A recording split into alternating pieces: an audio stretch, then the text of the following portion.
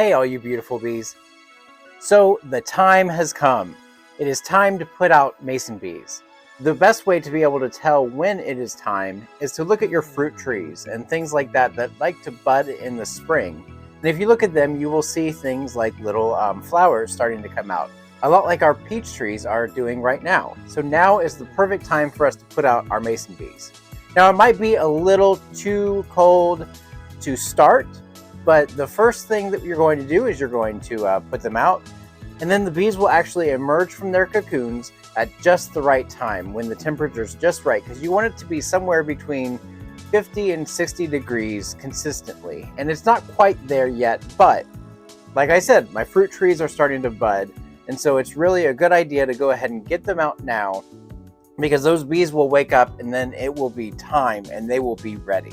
Especially because the males will emerge first. And so then you will have the females later. And so the males will come out, and then you will have your females come out, and then they will mate, and then the females will start doing their job, which is pollinating and making new babies. So one thing I wanted to tell you about is mason bees and why they are so important is because they do the work that is just like the honeybees do, except for they do it much more efficiently. They can do the work of 100 honeybees with just one single bee. So I actually have 100 bees that I ordered, and then I've got a few that are still in their cocoons inside of the nesting material that I have. And so we're gonna put those out today, and so we will get started. I just wanted to talk over a little bit of a couple things that you can do with house setups. Now this house here is a house that my dad built for me to fit the nesting material that you can get from Crown Bees. And I will put a link in the description on where you can get that nesting material for Crown Bees. And this will actually fit both the mason and leafcutter bees, which we will talk about later in the season when the weather starts to warm up and it's time for leafcutters, and the masons have all gone into hibernation. And so then the leaf cutters come out and do the rest of the work for the rest of the season. So this is a house that's very similar to the hotel that Crown Bees makes, but the spacing works a little bit better on this one. There are some hotels on Crown Bees that will allow you to put the nesting material in there, but there's some spaces, and I don't really like that. So my dad actually, I bought one box from Crown Bees and decided to go in a different direction. But if woodworking is not your thing and you don't have someone who is a woodworker, they do have options. So here's one box, and then you have the nesting material that you would, in the late spring, early summer, you would store them in one of these and put them in a shed. And the nice thing about these, and these ones are the ones from Crown Bees, but again, I'm going to put a link in the description for some that you can get on Amazon that are very similar and do the same job for much cheaper. You just hang it in your shed. So basically you put the nesting material in here, and then it stores them, and then you're ready to harvest them later in the fall when it's time. This is one of the nesting materials that you can get. This is one that I get from Crown Bees in particular. This is the farm grade one, so it's a little cheaper, and I find no difference between the two. You might see some blemishes and stuff like that, but the bees are going to work around that. And so it's really not that big of a deal which one you get. You know, just some people are particular and want them to be perfect, and so these are the farm grade because they have blemishes. Not a big deal. So then this slides right in here, and it's a little snug, but that's okay. You want it to be snug, and so it goes in like that, and then the bees will get in here. The nice thing about having it snug is that pests are unable to get into the crevices of the box and then go in and try to take your bees, things like spiders and stuff like that. And so that's the importance there. And so then this is another one, and I will put a link in the description there. This is a $20 kit.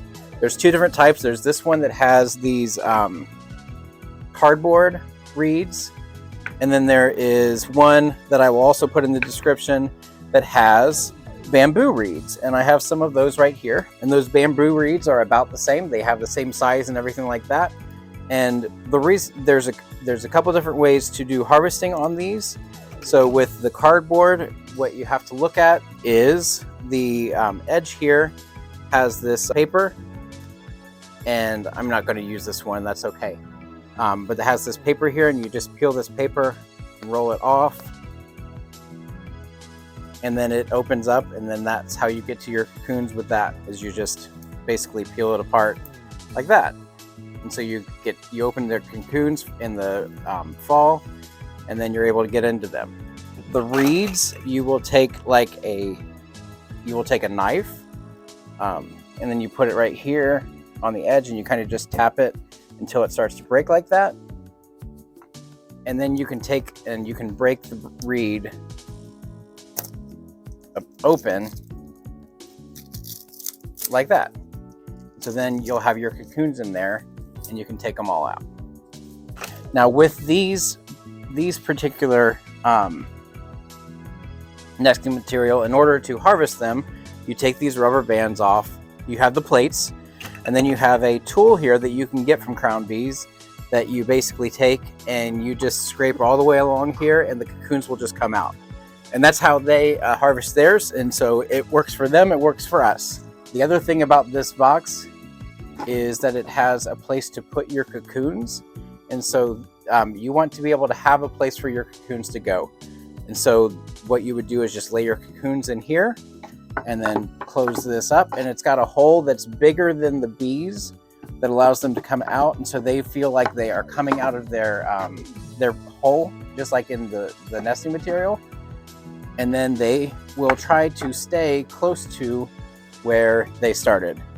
So I wanted to go over what exactly you can do with your box should you get one like this. What I am going to do this year is not what you have to do. If you choose to do the paper tubes, that is fine. If you choose to do the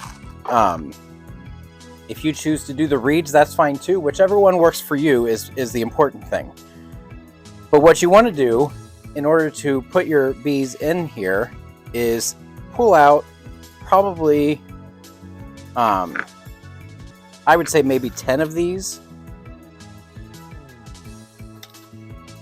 And the reason for that is you want to have, just like I showed you before, you want to have a place for your cocoons to go so that they are near where they hatch and where you want them to go. And so what I do here is I pull out, 10 or so of these. I'm going to put some aside.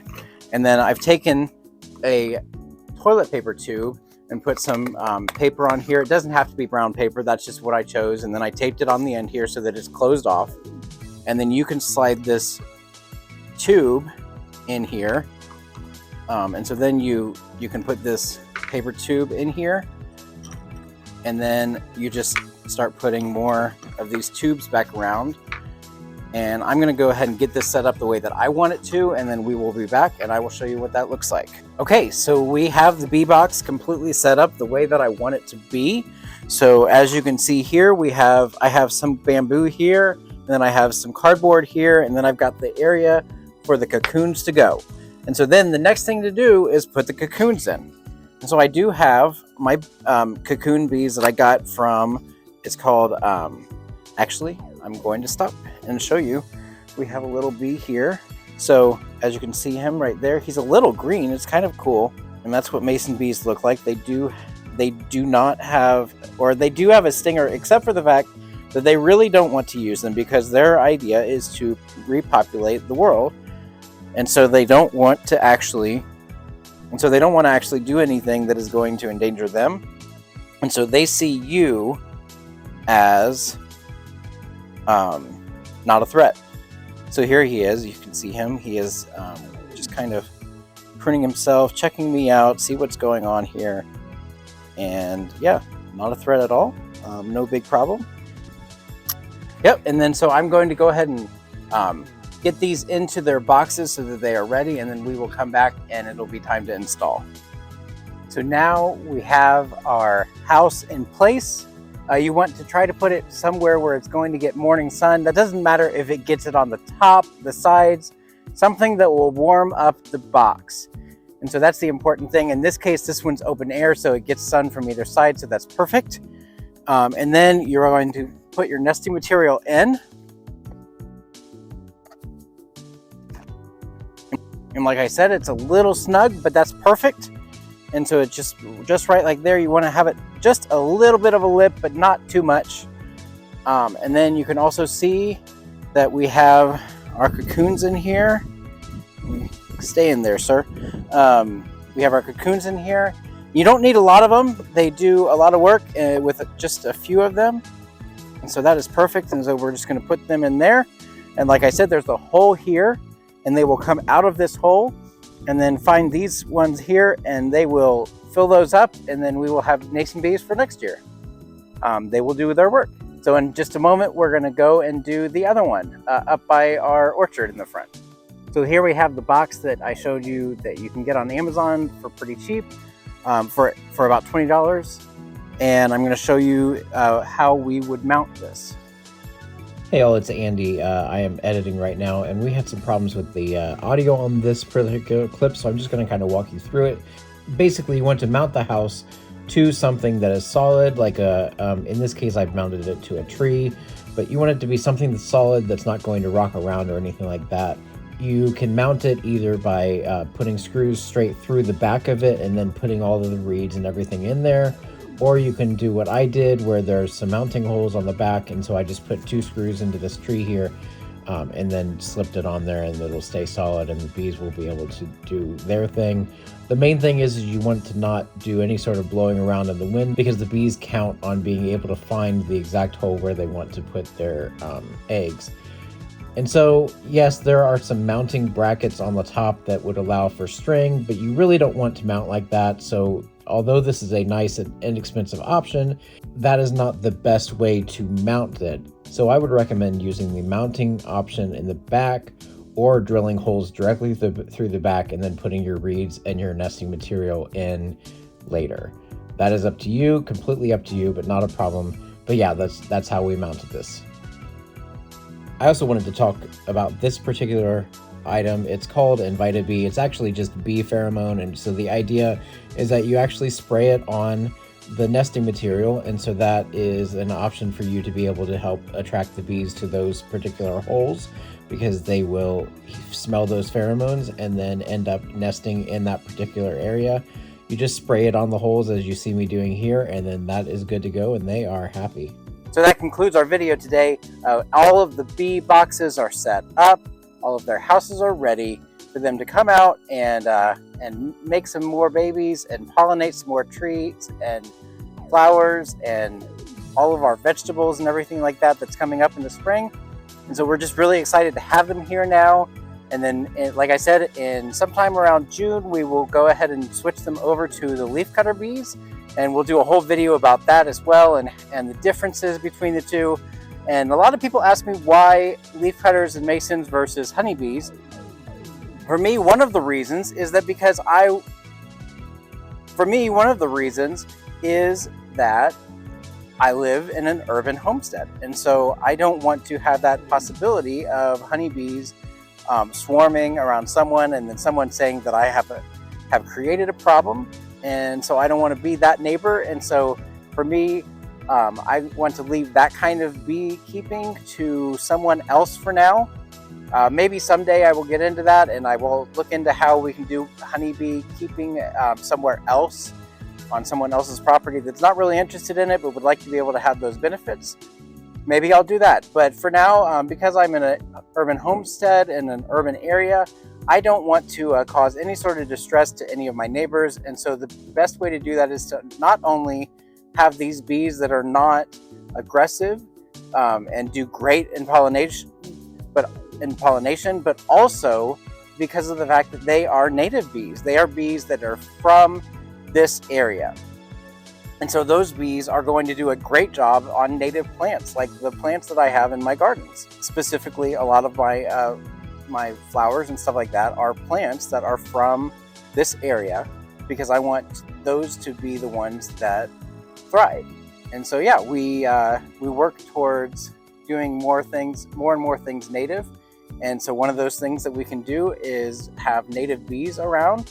And there's other types of bees that you can have, like honeybees, and there's other bees that I've found out about recently that are like sweat bees that are really, really, really tiny green bees, and those are really cool. And yeah, we just want to be able to do what we can to preserve our area and preserve the species of our area in the best way possible, and also have the best results for such a small, we are only on a 0.2 acres of land. And so the greatest impact that we can have is have things like mason and leafcutter bees who are going to pollinate, 100 times more than a honeybee. And yes, we don't get the honey from it, but we do get the benefits of the fruit and the vegetables and all of the other things that those bees pollinate, the beauty of the flowers. And so we get that kind of stuff instead. And so that's just a great way for us to be able to have other options that allow us to have native pollinators in the area doing what we need them to do and just making the homestead so much better. So again, I want to thank you all for buzzing by, but we really appreciate you. You know that we can't grow this channel without you, and so we would like you to like and subscribe, hit the bell so that you get notifications when we post. Like I said, we're going to be posting on Tuesdays every week. If there's a week where I have to delay that, I will let you know, but my goal is to be able to be at a point where I can post every Tuesday. And so thank you so much for watching, and we will see you next Tuesday.